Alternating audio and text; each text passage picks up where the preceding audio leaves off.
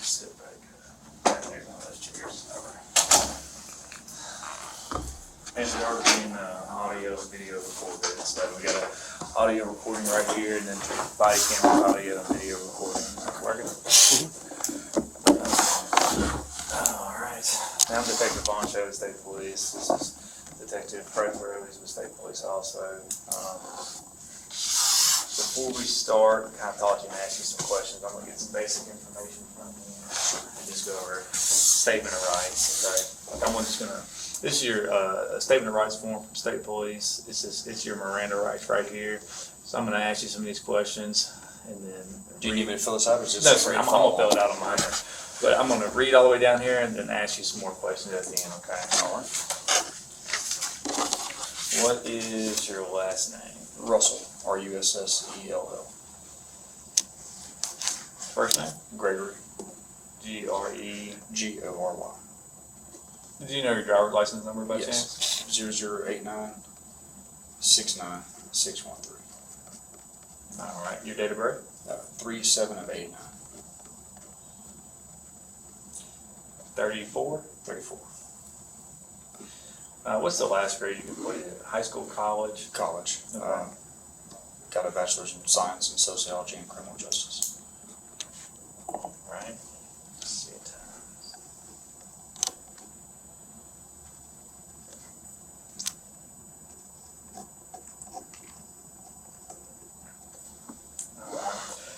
Today's date is March 9th, 2023. Time now is 10:12 a.m. All right, I'm here with Bossier City Police Officer Gregory Russell. Yes, sir. Okay.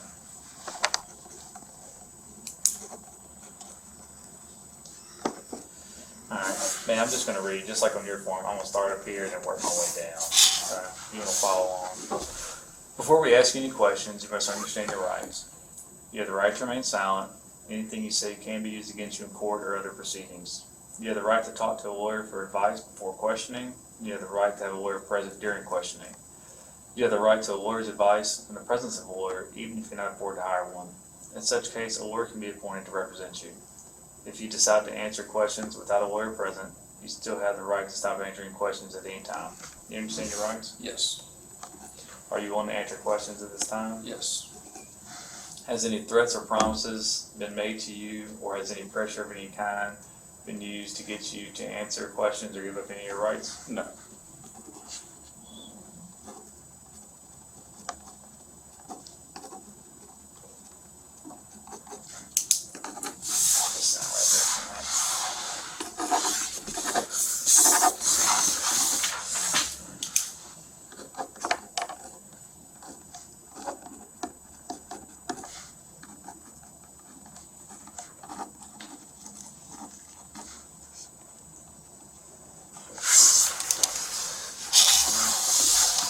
This is a questionnaire that I have. It's just it's questions that we ask everybody on these. It's just for me to follow along. So I'm going to write down. I'm going to ask you a question and write down the answers on it.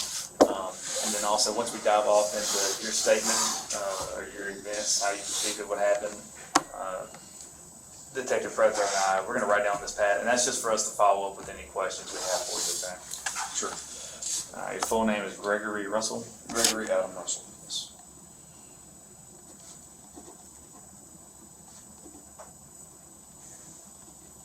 Your date of birth is 3/7/83? 89.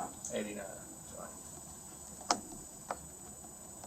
Happy belated birthday. Thank you.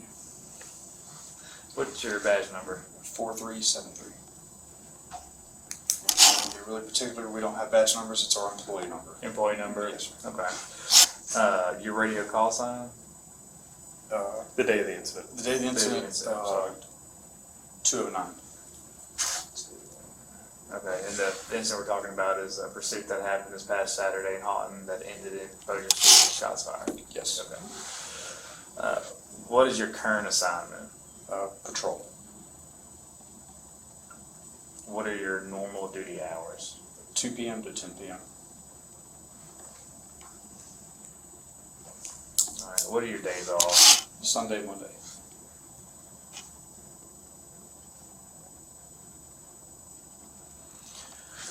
All right, on the day of the incident, what were your duty hours? 2 to 10 2 p.m. to 10.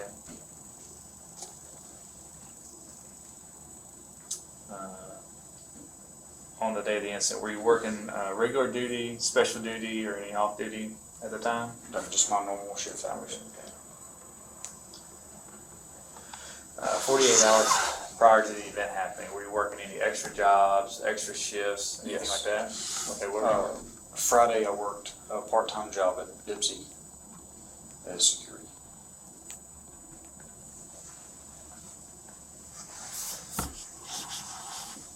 What was your times? That was 6 a.m. to 2 p.m. And that was the Friday, the day before the incident? Correct. Okay.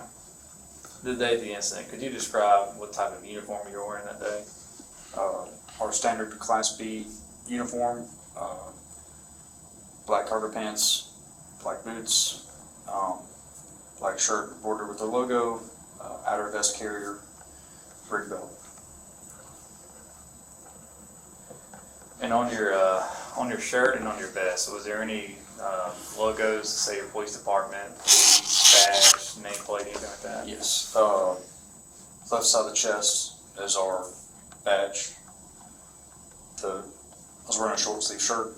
On the outer side of both sleeves said police, and there was a large Velcro patch on the back of the vest that said police as well. Okay. All right, so the equipment you were carrying that day, whether it would be on your vest or on your rig belt, could you describe all the equipment you had on? On the vest, radio, shoulder mic, body worn camera, spare rifle magazine, tourniquet, on the rig belt, sidearm, so Glock 9mm, 2 spare magazines, collapsible baton, and a mace on my vest as well. Okay. Did you have a taser on at the time? No, we don't carry tasers. Okay. So talking about your firearms, I know you said you had one magazine inside the gun, Yes, and then you had 2 spare magazines on your rig belt. correct. Okay, so do you know the capacity of y'all's magazines? I believe 17 rounds. Okay. So to say it was topped off would mean it had a 17 round capacity. Did you have all 17 rounds in there? 17 rounds plus 1 in the chamber. Okay. And then the 2 magazines on your rig belt, were they topped off with both with 17? Yes. Okay. Could you describe the vehicle you were driving at the time of the incident? It's a Chevy Tahoe, 2015. It's wrapped so the vehicle is black with the white logo on both sides that say Bossier City Police. Has overhead lights and a push bumper. Okay, so would you consider that a marked unit? Yes, it is a marked unit. And that was issued by the city of Bossier as your patrol unit? Yes, Did you have any occupants at the time of the incident? I did training. Okay, who was your training? Chad Hollins. Last name is Hollins. Okay, and what do you consider to him? Field training officer. Okay. Where was he at inside the vehicle? He was driving.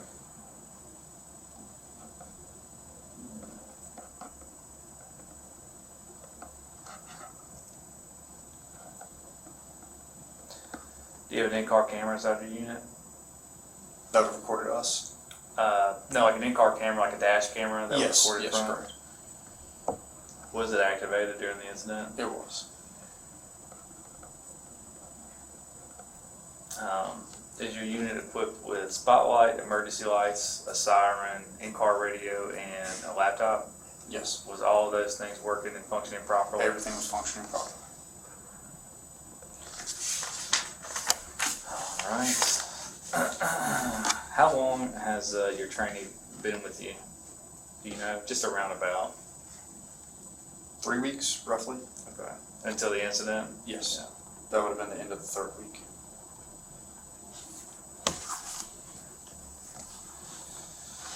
Outside of your in-car camera and your body camera, and I'm assuming he was wearing a body camera also, outside of those 3 cameras, was there any other audio recording device that either the department issued you or you had personally? No, sir. Your body worn camera, was it activated during the incident? Yes, it was. Okay. Do you serve as any other role at the police department, or any other groups? Yes, I'm with our negotiations group. It's a TNT, the Tactical Negotiations Team. I was just nominated to our crisis intervention team Okay. and the peer support group. Those are, the details are still being formed out, so I haven't served those roles yet. Okay. Have you had any training with negotiation or crisis intervention? Yes, I have. Okay. What training did you have?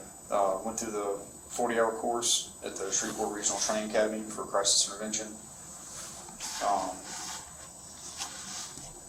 I've gone through the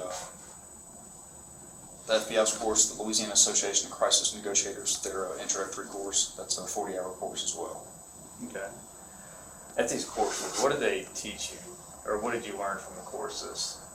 Just a brief overview of Basically, changing someone's behavior from a state of crisis where they cannot think logically, ultimately to where you have changed behavior, to where you can change their mindset to keep them from doing either hurting themselves or somebody else. Okay. Would this be something like the role you would go? Would you go out with the SWAT team on maybe call-outs that they would have? Yes, that's correct. What would be your role if you was to go out with the SWAT team? It really depends on the arrival. So we have units on our negotiations team on every shift of patrol. So if I was off duty or at home and I got called out, if they've already had other members of the team on scene, I would be a supporting role, either gather information as a scribe, because we have to write down times of everything. And ultimately the supervisor will make the call of who's going to be the negotiator and who will be the coach. So it's usually the first 2 people on scene, either people who they deem competent or that have been fully trained. Okay. And the purpose of y'all as negotiators on a call out or something where there's maybe the SWAT team's assessing the situation, what would be y'all's purpose there in a role like that? Our purpose is to, like I said, affect behavior change to prevent any kind of use of force. So we want to take all steps necessary to prevent use of force as far as the SWAT team to go in and take, retrieve a barricaded subject or an armed subject. We haven't, had any hostage situations or, suicidal persons that may be armed. We don't want to have to use any kind of force if it's not necessary. Okay, so y'all are the first attempt as to de-escalate a situation to where there would be no use of force or physical harm towards somebody else. Y'all can talk to them, change their mind, and try to get them to come out peacefully or surrender themselves peacefully, Yes, or whatever the situation is. Is that accurate? Yes, sir, that is accurate. Okay. Have you worked for any other police department? Yes, I did. Who did you work for? The Shreveport Police Department. When did you work for them? Say fall 2017 through spring of 2019. Okay, so maybe 1 year, Year and a half. year and a half. And whenever you left SPD, who did you go to? Bossier City. Bossier City. Okay, is that the only 2 police departments you've been with? Yes, sir. Do you have any military? Yes, sir, I did. Who do you work for in the military? I was in the United States Marine Corps Reserve. I was an infantry rifleman. In the Marine Corps, as a rifleman, what were some of the skills they taught you? Basic tactics, some mount, but mainly it was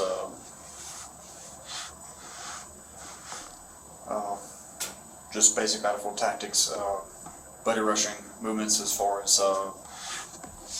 fire teams, squads, platoon level events, move from cover to cover using micro terrain, gauge the enemy, communications, a little bit of reconnaissance training.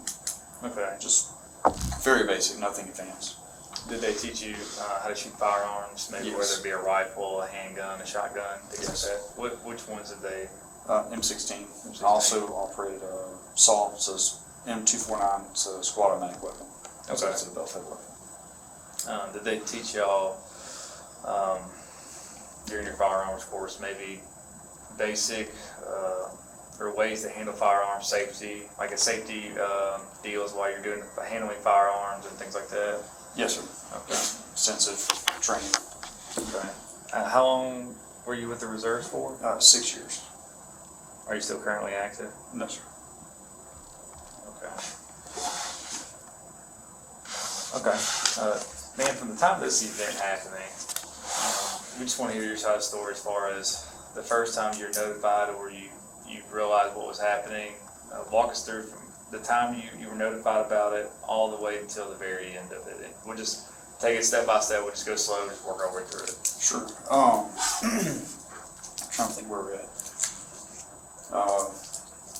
Officer Hans and I believe where we were around Airline Melrose, stopped, heard the call come out across the radio.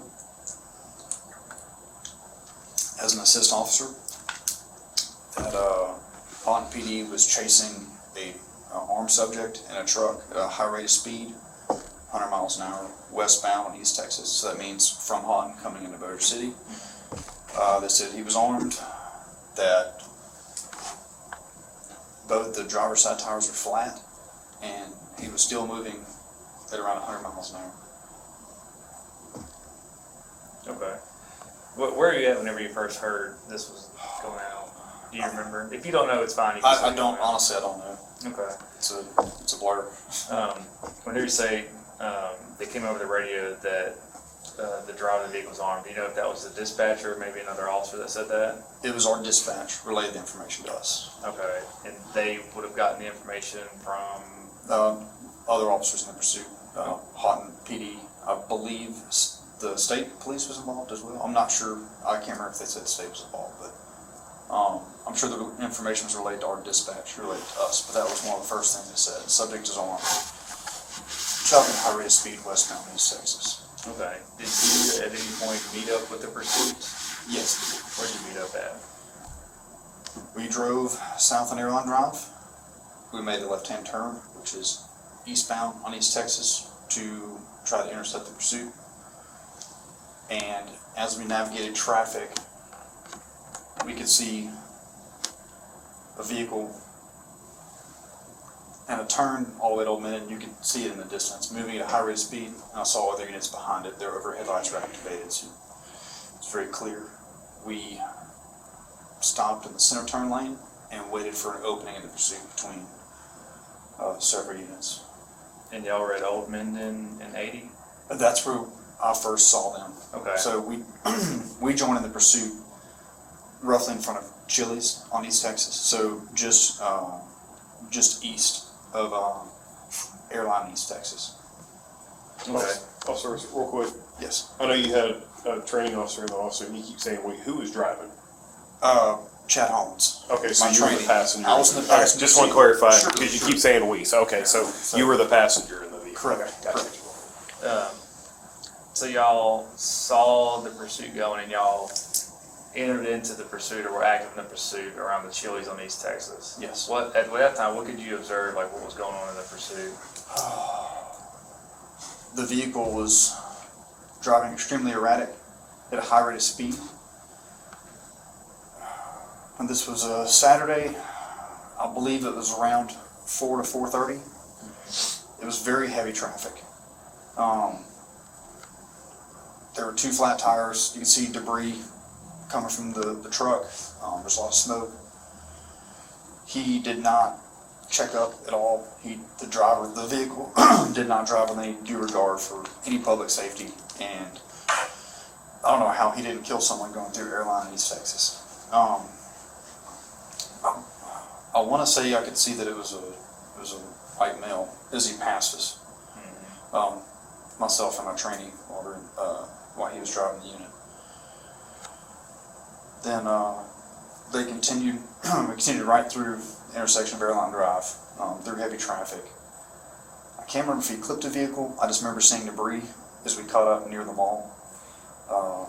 The truck never slowed down, was weaving in and out of traffic at a high rate of speed. And at that point, when he passed, I could see 2 tires were flat. So it was, to me, I could see that's desperation. Like he was going to get away at all costs, based on previous pursuits I've been in.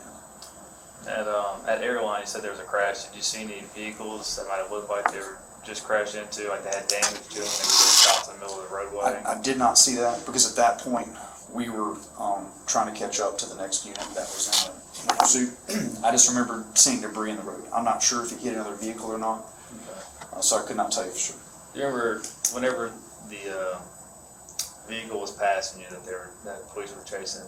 Did you ever see the guy ever wave a gun or have any guns? It was too fast. Okay. Truck came by at a blur.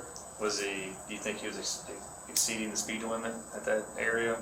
Yes, I would firmly believe he was at least doing double the speed limit. Okay. Did you notice any of the police that were passing you, maybe which units they were, whether they were a city police, a sheriff's office? I know one was a Bossier City unit. The other 2 were, I couldn't tell. We were just waiting for a clean opening to get in without potentially causing an accident ourselves. Okay.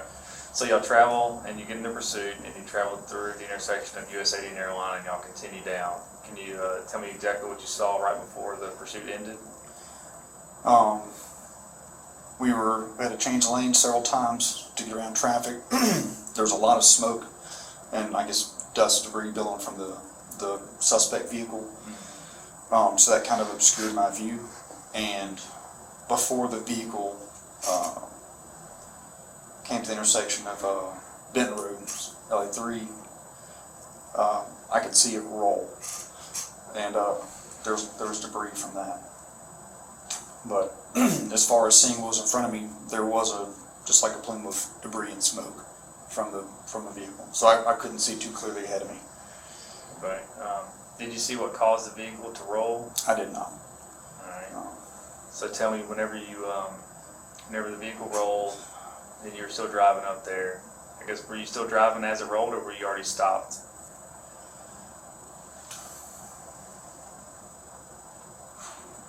Honestly, I can't tell you for sure. Either it was right at the point that the vehicle came to rest or moments after.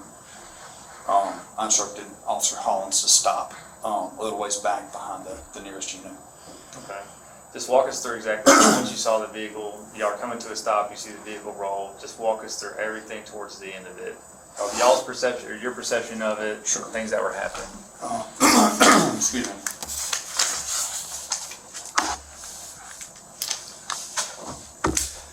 As we came to a stop, I activated the button inside my unit to release my rifle from the rack inside. I retrieved my duty rifle, chambered around, and turned on the optic. The vehicle was perpendicular to East Texas, with the front of the vehicle facing south, so facing towards the road. It was backed up to a vacant business between a shopping center with like a Little Caesars and Washteria and the Valero gas station that's at the corner of East Texas and Benton Road. I made my way in front of my unit, around another unit, and had my rifle at the low ready, which is to where my muzzle is not in line of sight, where I can clearly see what's in front of me. So the optic nor the barrel interferes in my field of view. There was a glare in the windshield. I could see some movement inside, and honestly, it was kind of like slow motion. I'd say it was felt like I was in a movie. It was weird. I've never been in this situation before. But as I approached the front of the vehicle, I had my weapon at the low ready, and it was just, I don't know if it was auditory exclusion, but I don't remember hearing anything until I heard a muffled pop. I heard a muffled pop, and then I saw debris fly inside out, like out of the windshield. And at that point, other officers and I began engaging the suspect inside the vehicle.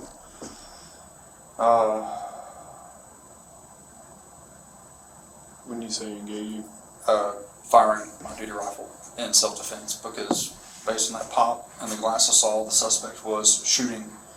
Not sure if it me or other officers. At that point, while this happened, there were other units closer to Benton Road, so past the suspect vehicle, and they were perpendicular to the truck. I was facing it head on towards the windshield, not staying directly in the front, but kind of at an angle. They were, the truck was on its, I believe its passenger side. They were at an angle parallel with East Texas. And we started engaging the vehicle. If I remember correctly, when I went to first fire my rifle in self-defense, I actually had the safety still on. So I had to take the safety off. I don't know if I fired 3 or 4 rounds. We stopped. Then I had my rifle back to the low ready. I heard someone, I do not know which officer said it, he's moving, and then they began to fire. Based on the suspect's previous actions, shooting at officers, I believe at me, because the way where I was standing and see the hole come through the windshield, I was afraid that he was going to try to kill us like he did just moments before. So I fired several more rounds out of my patrol rifle, and then that was it. When I stopped shooting, put my rifle on safe, at the low ready, I circled around the front of the vehicle with the other group of officers. And at that point, I believe the truck had a sunroof. I could clearly see the suspect lying and not moving. And we just proceeded in tactical fashion towards the vehicle at that point. And I'm not sure if he was deceased at that point or close to it, but one of the officers, I believe, moved the rifle he had out of the way. It's an AR-15 style rifle. And then at that point, there was a very large crowd, because this is a Saturday at 4:30, 5 o'clock. People were coming out of businesses, so immediately started setting up a crime scene. I instructed my trainee to grab crime scene tape, and we started taping up the area, set a perimeter, try to keep people back. And then shortly after, I was instructed by the supervisor, because I fired my weapon line of duty, that I need to stay separate. And I went and sat in my unit. So that was my involvement in it.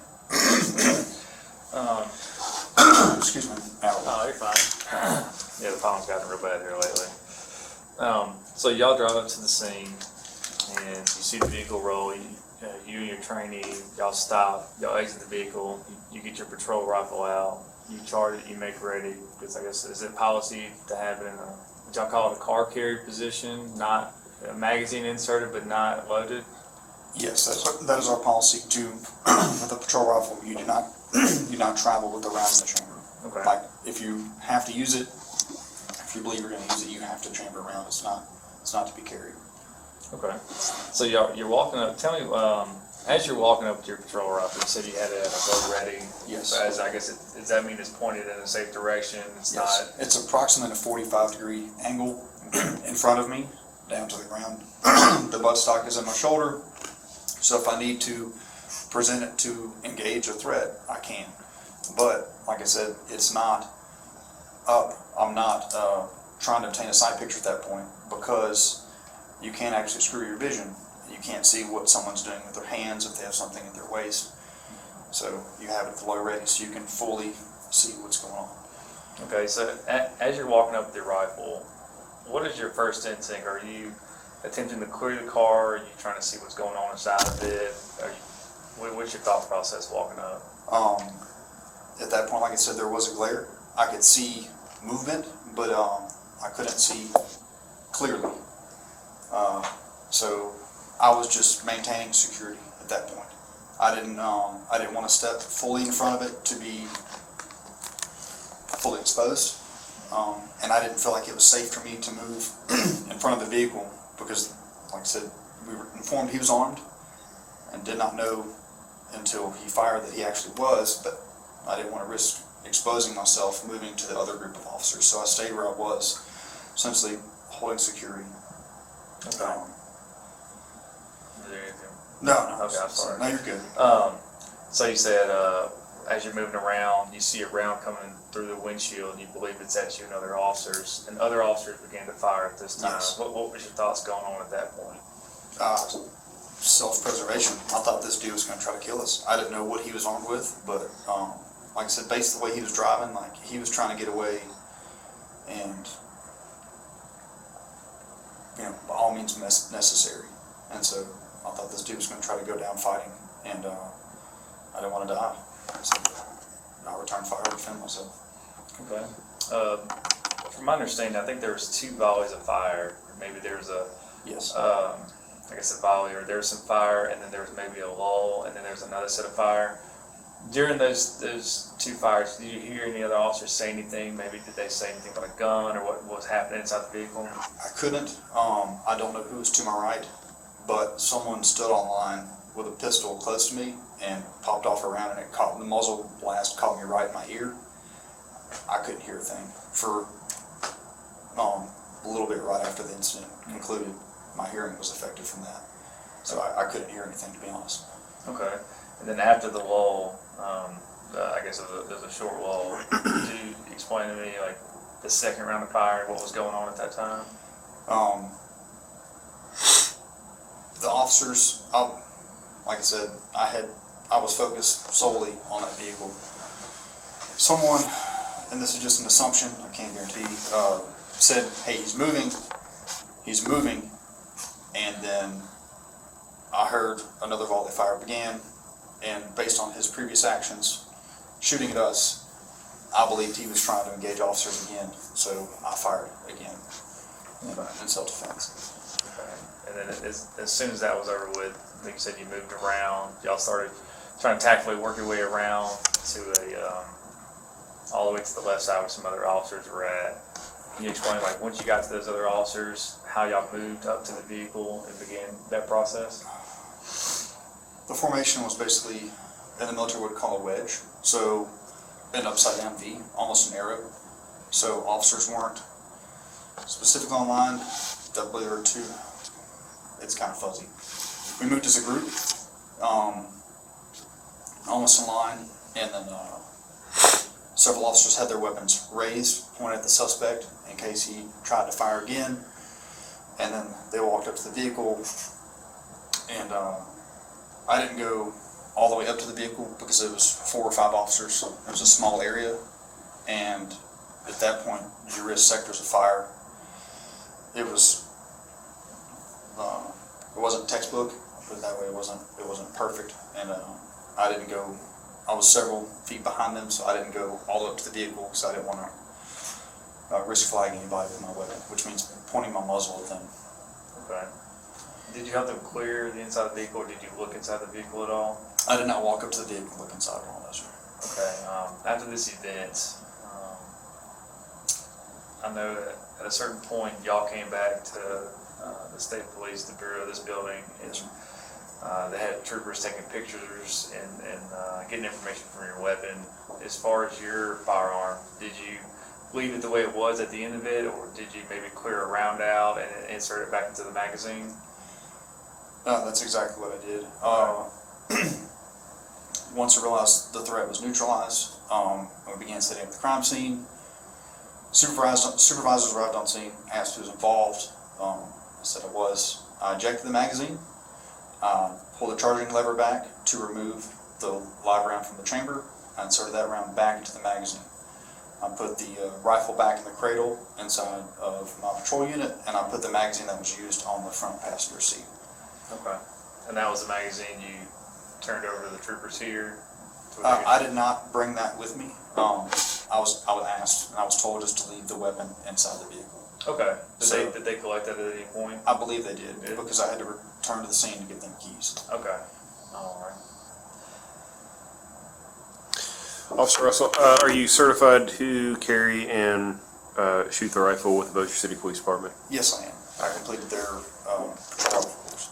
What caliber rifle were you issued and carrying that day? It's 5.56. All right.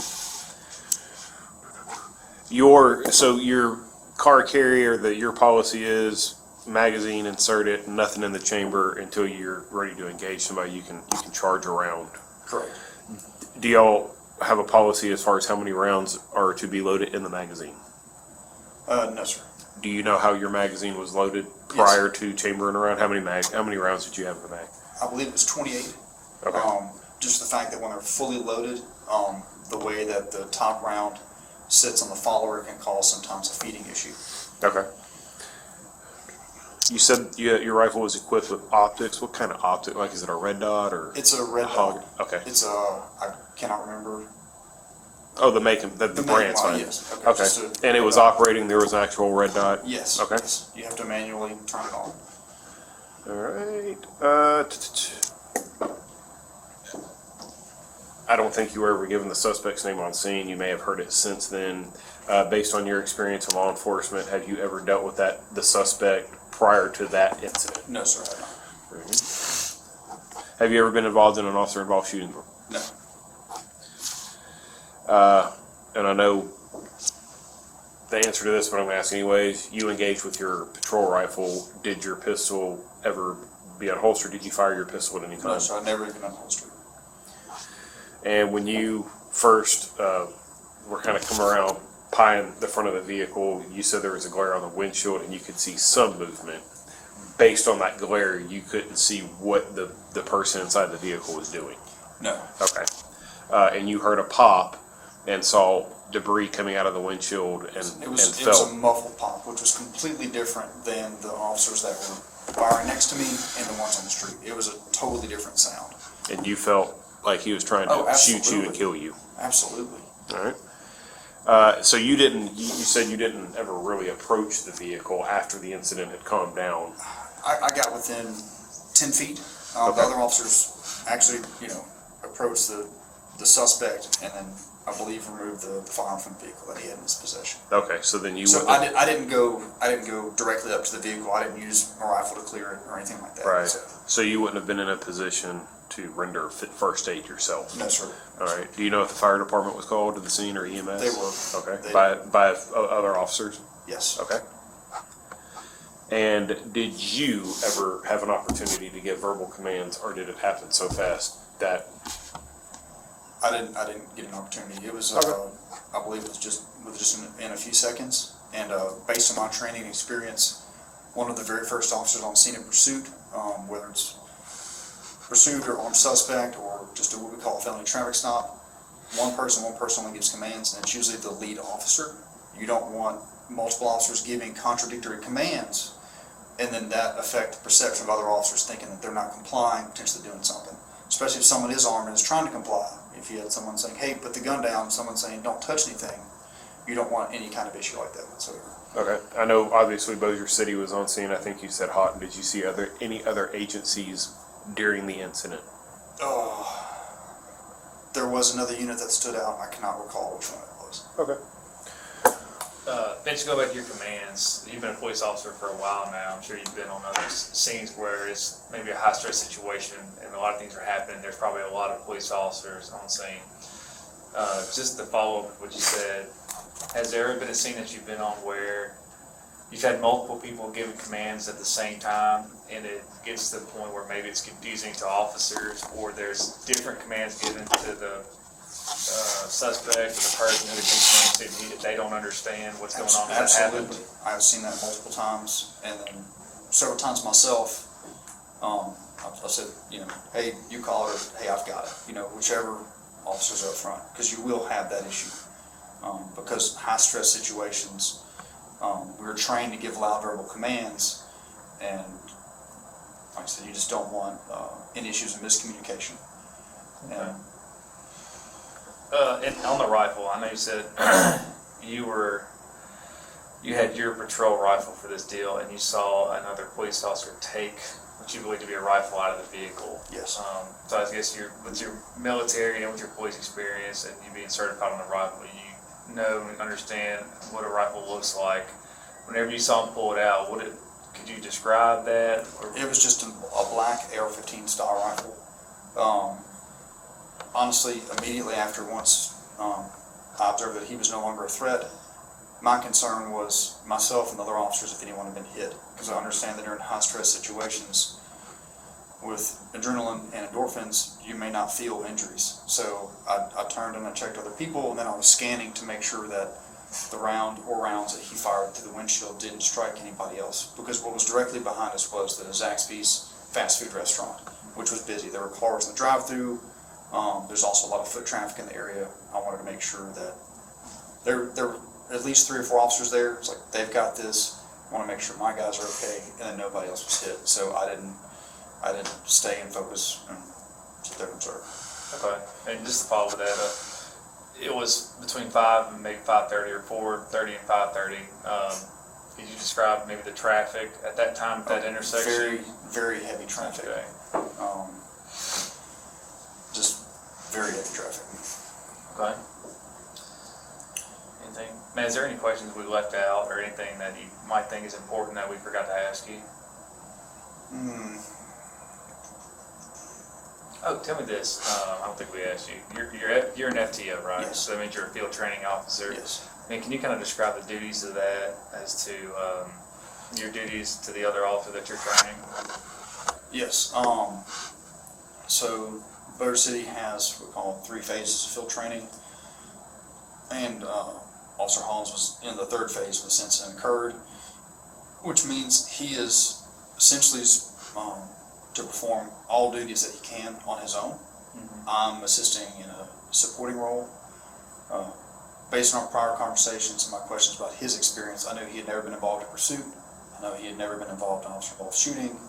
And I'm not sure if he'd been involved in any high-stress situations so far in his law enforcement experience. So I guided him, through the pursuit. I made him wait for safe opening to enter. Told him where to stop. Sorry, going off on a tangent. You asked for an explanation of my duties as an FTO, correct? Yeah, and you can continue on Okay. to like your also going to the pursuit. I mean, if you're talking to them, I suppose you're thinking clearly. You're not to where you're so elevated to where you can't think clearly. You can go into that if you'd like to.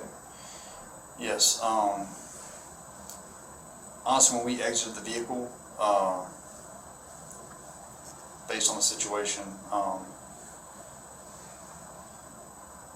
I took point kind of in front of the vehicle. Like I said, started piling it off, seeing what I could do at a certain sector, trying to be safe. Using the front of the vehicle essentially cover for me.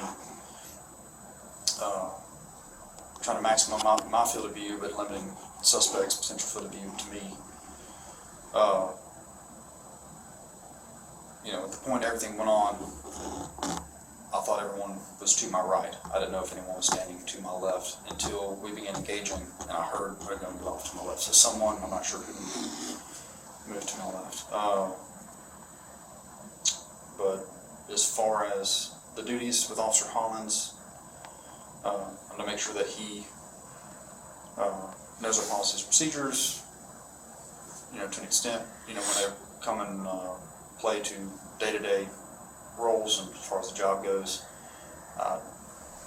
Quiz him daily on criminal law, traffic law.